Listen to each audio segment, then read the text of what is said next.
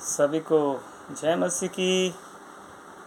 और सभी को इस 15वें तारीख जो हर अगस्त महीना में आता है, इसलिए मैं आप सभी को इस 15 तारीख में जो आज आज़ादी पूरा देश में मनाया जाता है, मैं आप लोग को भी शुभकामनाएं और मेरे सारे दोस्तों को, परिवारों को, सबको जय मसीह की और 15 अगस्त की सब शुभकामनाएं मैं देता हूं।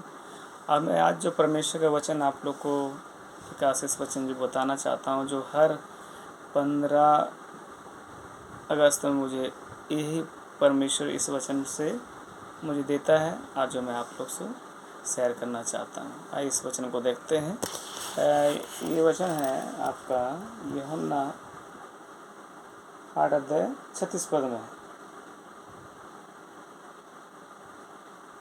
31 पद से पढ़ूंगा, 31 पद से लेकर उसका 38 पद तक पढ़ूंगा। मुख्य वचन है 36 पद, 8 का 36 पद।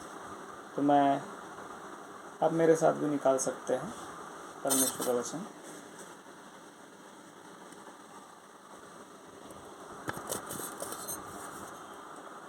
वचन मैं आप लोगों को बताना चाह रहा था, यूहन्ना 8 अध्याय उसका 36 पद नंबर 31 से मैं पढ़ रहा हूँ। यह लिखा हुआ है, तब यीशु ने उन यहूदियों से जिन्होंने उस पर विश्वास किया था कहा, यदि तुम मेरे वचन में बने रहोगे तो सचमुच मेरे चेले ठहरोगे। तुम सत्य को जानोगे और सत्य तुम्हें स्वतंत्र करेगा। उन्होंने उनको उत्तर दिया, हम तो अब्राहम के वंश से हैं और कभी किसी ने दास नहीं हुए। फिर तू कैसा कहता है कि तुम स्वतंत्र हो जाओगे? यीशु ने उनको उत्तर दिया, मैं तुमसे सच सच कहता हूँ, जो कोई पाप करता है वह पाप का दास है। दास सदा घर में नहीं रहता, पुत्र सदा रहता है। इसलिए यदि पुत्र तुम्हें स्वतंत्र करेगा तो सचमुच तुम स्वतंत्र हो जाओगे। मैं जानता हूँ कि तुम अब्राहम के वंश से हो, तो भी मेरा वचन तुम्हारे हृदय में जगह नहीं पाता। इसलिए तुम मुझे मार डालना चाहते हो। मैं वही हूँ जो अपने पिता के यहाँ देखा और तुम वही करते हो जो तुमने अपने पिता से सुना। तो यहाँ विशेषकर स्वतंत्रता के विषय में, सचमुच का स्वतंत्र है उस विषय में प्रभु यीशु मसीह जब संसार में आए थे, मनुष्य जो यहूदी लोग थे उनको इस बात को बताना चाह रहा था कि किस प्रकार हमें अपने पाप से आप स्वतंत्र हो सकते हैं। यह कहता है, इसलिए यदि पुत्र तुम्हें स्वतंत्र करेगा तो सचमुच तुम स्वतंत्र हो जाओगे। क्यों स्वतंत्र हो जाएगा? तो आइए हम लोग एक बात को देखेंगे। इफिसियों के पुस्तक 1 अध्याय 7 पद में।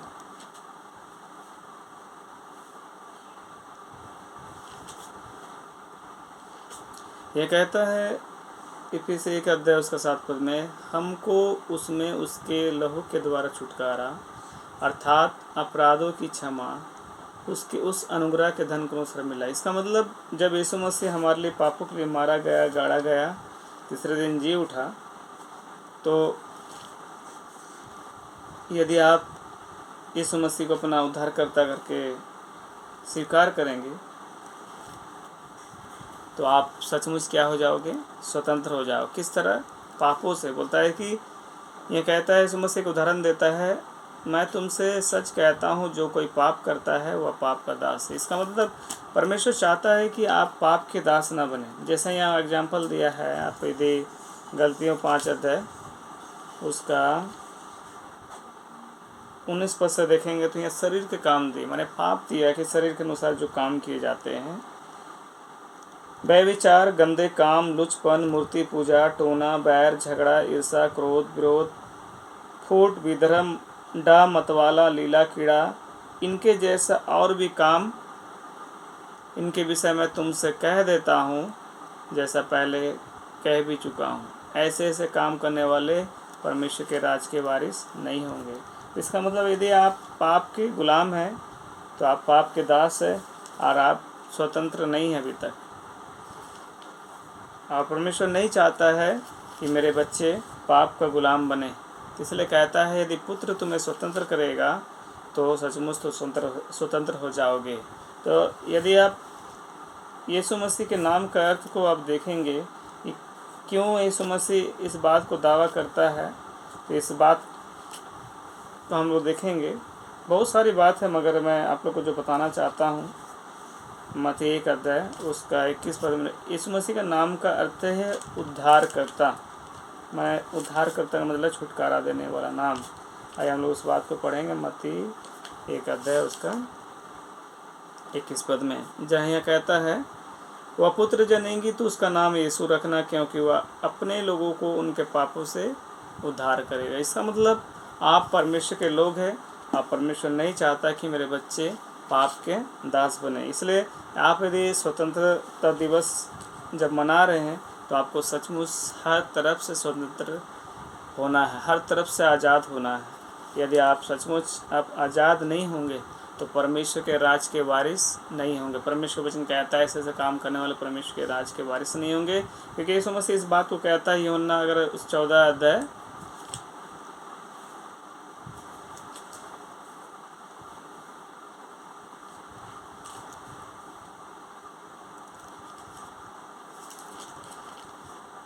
एक दो पद में बता, तुम्हारा मन व्याकुल ना हो, परमेश्वर पर विश्वास रखो और मुझ पर भी विश्वास रखो। मेरे पिता के घर में बहुत से रहने स्थान हैं, यदि ना होते तो मैं तुमसे कह देता हूँ, क्योंकि मैं तुम्हारे लिए जगह तैयार करने जाता हूँ। यदि मैं जाकर वहाँ तुम्हारे लिए जगह तैयार करूँ तो फिर आकर तुम्हें अपने यहाँ ले जाऊँगा।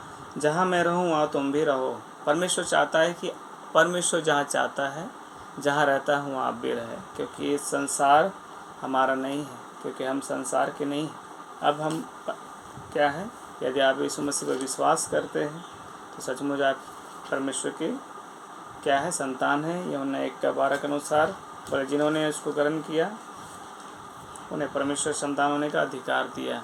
और वो चाहता है कि यदि आप पूरी तरह हर तरफ से क्या करना है, आपको स्वतंत्र होना है। इसलिए यीशु मसीह कहता है यदि तुम मेरे वचन में बने रहोगे तो सचमुच तुम मेरे चेहरे ठहरोगे, तुम सत्य को जानोगे, सत्य तुम्हें स्वतंत्र करेगा। आज से 25 साल 2000 वर्ष पूर्व मैं भी एक पापमय जीवन बिता रहा था और सत्य को मैं नहीं जानता था, क्योंकि सत्य ही यीशु मसीह है। वचन कहता है यूहन्ना 14 अध्याय उसका 6 पद में, मार्ग सत्य और जीवन प्रभु यीशु मसीह है। बताए जो कोई उस पर विश्वास करेगा वो नाश ना हो परंतु आनंद जीवन पाएगा। तो मैंने 2025 दिसंबर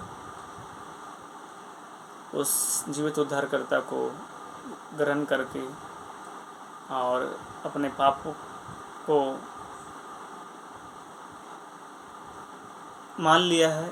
इसका सबूत देने के लिए मैंने वचन के अनुसार बपतिस्मा लिया और 2025 आज मेरा मसीह में 2025 साल हो गया। अब प्रभु का अनुग्रह है कि मैं परमेश्वर के वचन में बना रहता हूँ और प्रभु का अनुग्रह है कि मैं आज परमेश्वर का दास हूँ, क्योंकि जैसा वचन कहता है कि पुत्र यदि स्वतंत्र करेगा तो सचमुच स्वतंत्र हो जाए। इसका मतलब परमेश्वर के वचन के अनुसार जब मैंने अपने पाप को मान लिया और उसका दास हो गया तो मैं अब जीवित परमेश्वर का संतान हूँ, उसका दास हूँ और मैं उसका वचन का सेवकाई करता हूँ और परमेश्वर के प्रेम को बताता हूँ। 2025 साल पहले मेरा जीवन परमेश्वर के वचन के विरुद्ध था, परमेश्वर के राज में जाने लायक नहीं था, मगर आज मैं परमेश्वर का मैं धन्यवाद करता हूँ। परमेश्वर के वचन के द्वारा आज मैं बच पाया हूँ और जैसा कहता है यदि पुत्र स्वतंत्र करेगा सचमुच मैं स्वतंत्र हो जाऊँगा। आज़ादी बनाने का मतलब है कि आपको पाप से क्या होना, पूरी तरह स्वतंत्र होना है। तो यदि आप सचमुच पाप से स्वतंत्र है तो आपको सचमुच आत्मिक भीतरी एक आज़ादी आपको महसूस होगी। इसलिए कहता है यदि पुत्र स्वतंत्र करेगा तो सचमुच आप स्वतंत्र हो जाओगे। तो आइए हम लोग प्रार्थना करेंगे।